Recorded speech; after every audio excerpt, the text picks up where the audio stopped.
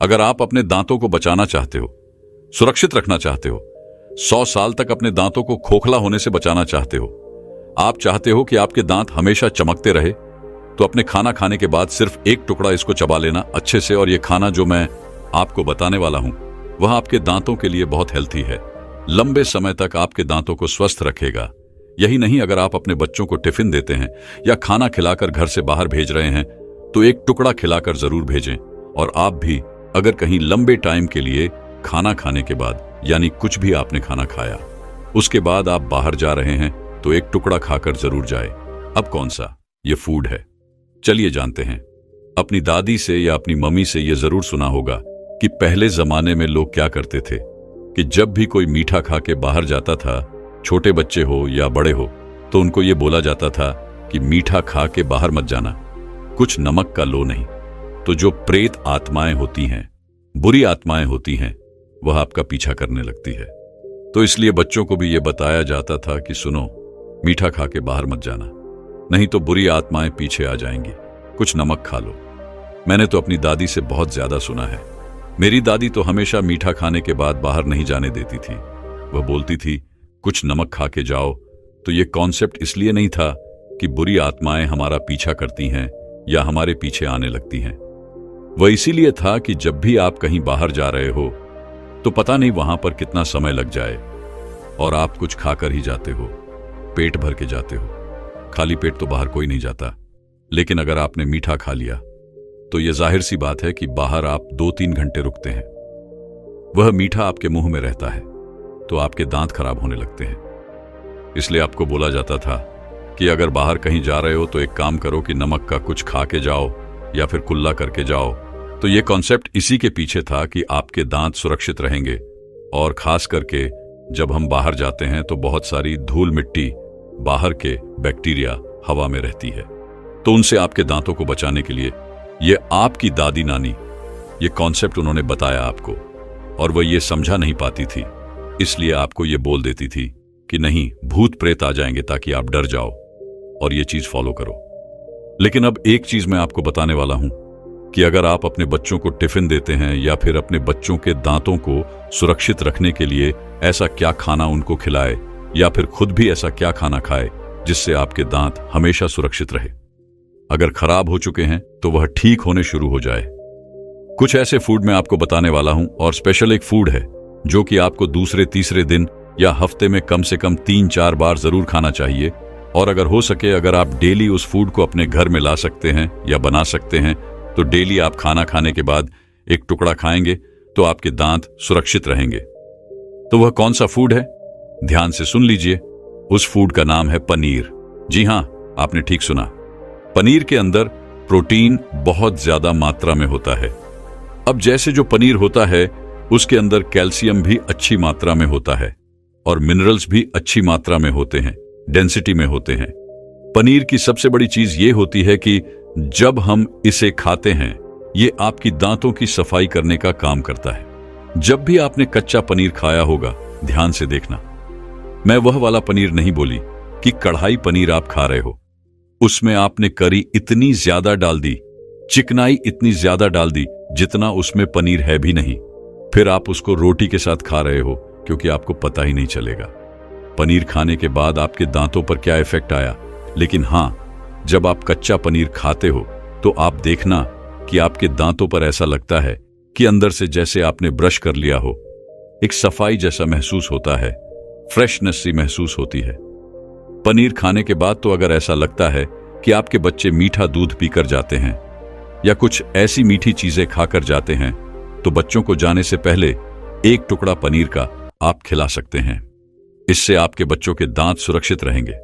अब पनीर खाने से एक चीज और होता है कि पनीर क्या करता है, आपकी जो लार होती है उसको निकलने में स्टिमुलेटिंग लार जो आपकी होती है वह आपके मुंह में आ जाएगी, जिससे आपका जो ब्लैक है उसकी सफाई होनी शुरू हो जाएगी और गुड बैक्टीरिया आपके मुंह में आ जाएंगे।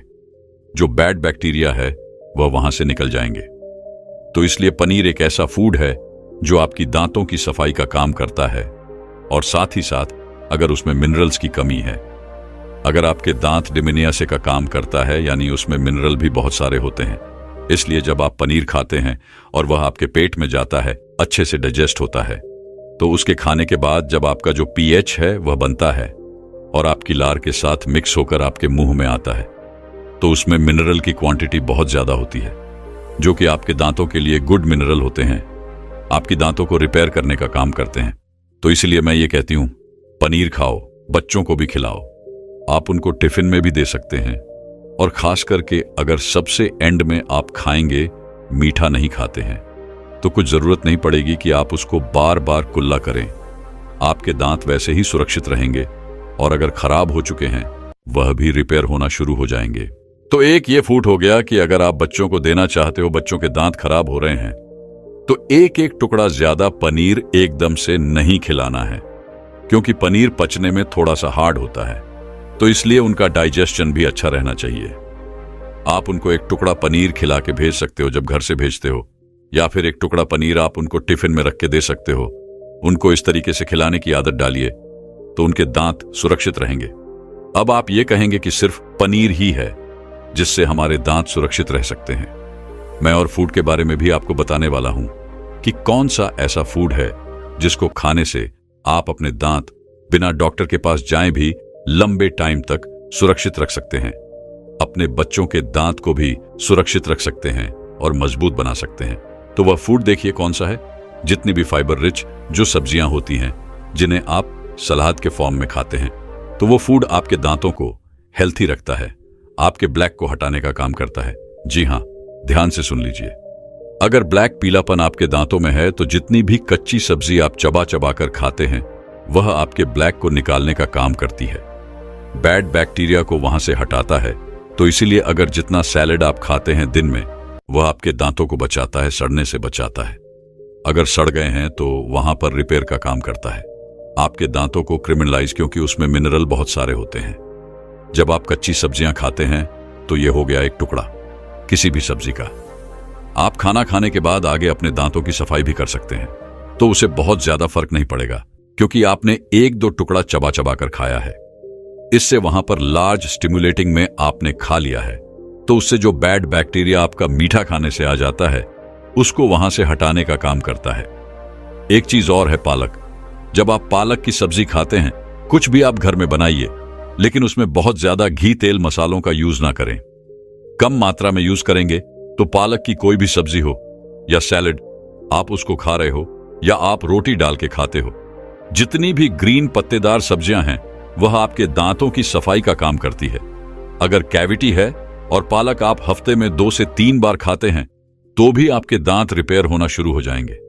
ऐसे ही हरे पत्तेदार कोई भी आप सब्जी ले सकते हैं, वह भी रिपेयरिंग का काम करती है, जैसे चुकंदर हो गया, मशरूम हो गया, मटर हो गया। ये सारी जितनी भी हरी सब्जियां हैं, अगर आप इनको अच्छी मात्रा में खाते हैं, अपने बच्चों को भी खिलाते हैं, तो आपकी लार ज्यादा स्टिमुलेटिंग सब्जियां, जब हम इनको खाते हैं अच्छे से चबा चबा कर, तो ये हमारी बॉडी में नाइट्रिकोन ऑक्साइड प्रोड्यूस करती है।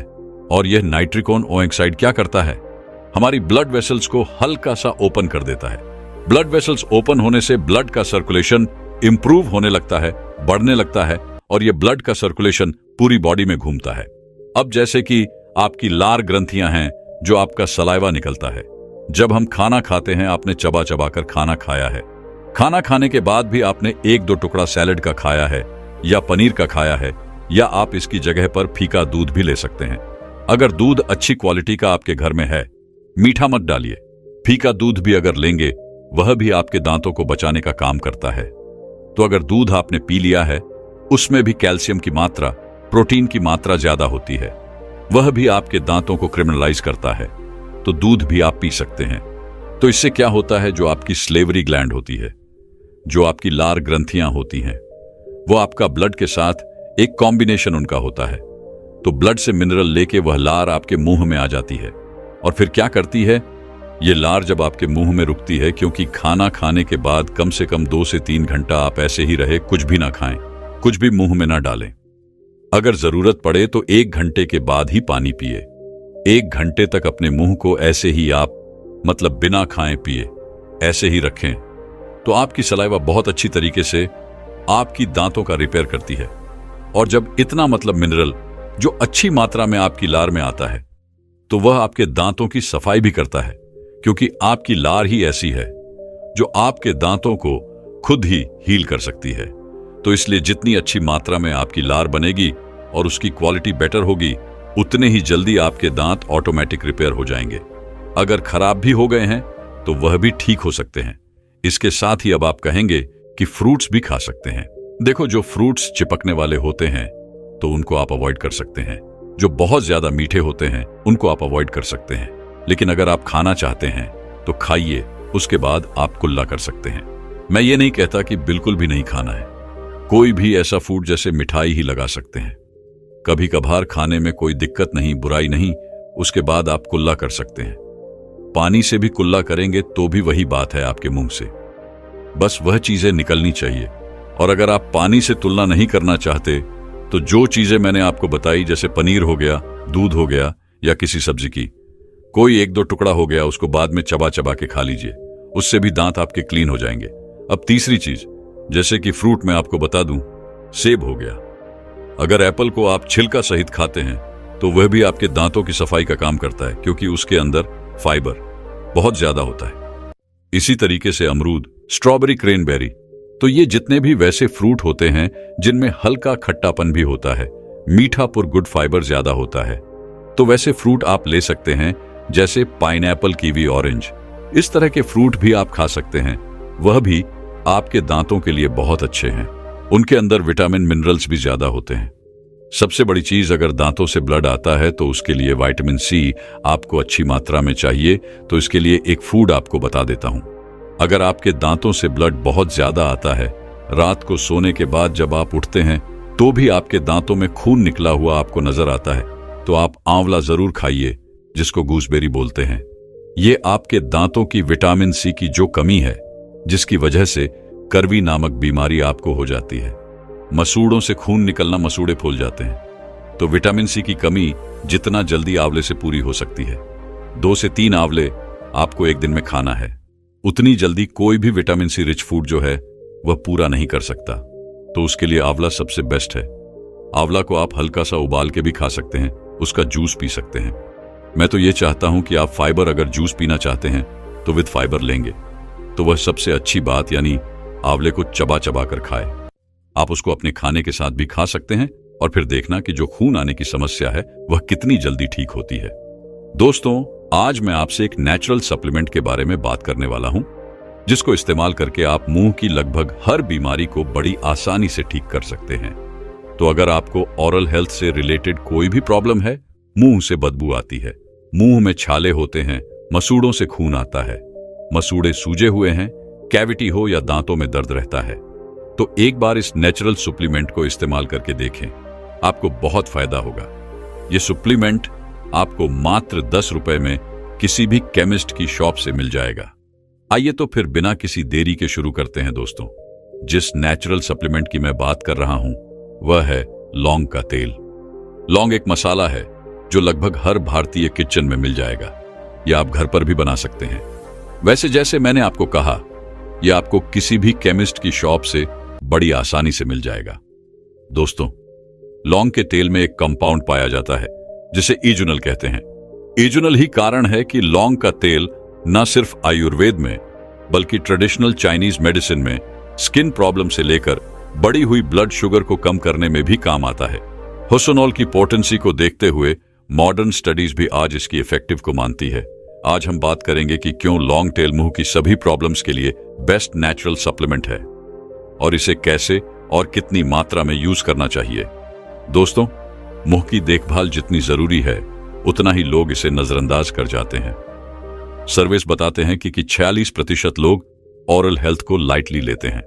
शायद इसीलिए आजकल दांतों का सड़ना, दांतों का खोखला होना, सेंसिटिविटी की शिकायत, मुंह से बदबू, मुंह में बार बार छाले होना और मसूड़ों में से खून आना जैसी प्रॉब्लम्स बहुत आम हो चुकी हैं।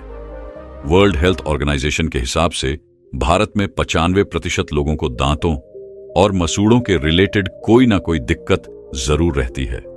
दोस्तों, ध्यान देने वाली बात यह है कि मुंह की प्रॉब्लम सिर्फ मुंह की नहीं होती, बल्कि हमारी बॉडी के अलग अलग ऑर्गन्स हमारे मुंह से कनेक्टेड हैं। आपने देखा होगा कि कैसे डॉक्टर सिर्फ आपके मुंह को देखकर आपकी अंदरूनी बीमारियों का अनुमान लगा लेते हैं। इसीलिए ओरल हेल्थ प्रॉब्लम्स को नजरअंदाज करना आपको भारी पड़ सकता है। लेकिन अच्छी बात यह है कि एक्सपर्ट्स ऐसा मानते हैं कि मुंह की प्रॉब्लम्स जितनी जल्दी शुरू होती हैं उतनी जल्दी ठीक भी हो जाती है। तो चलिए इन पर थोड़ा ध्यान दें। दोस्तों, लौंग के तेल में पावरफुल एंटी माइक्रोबियल्स बैक्टीरिया बनते हैं, जिस वजह से ना सिर्फ मुंह से बदबू आती है बल्कि ब्लीडिंग और इन्फेक्शन भी हो सकती है। उन्हें लौंग का तेल खत्म कर देता है।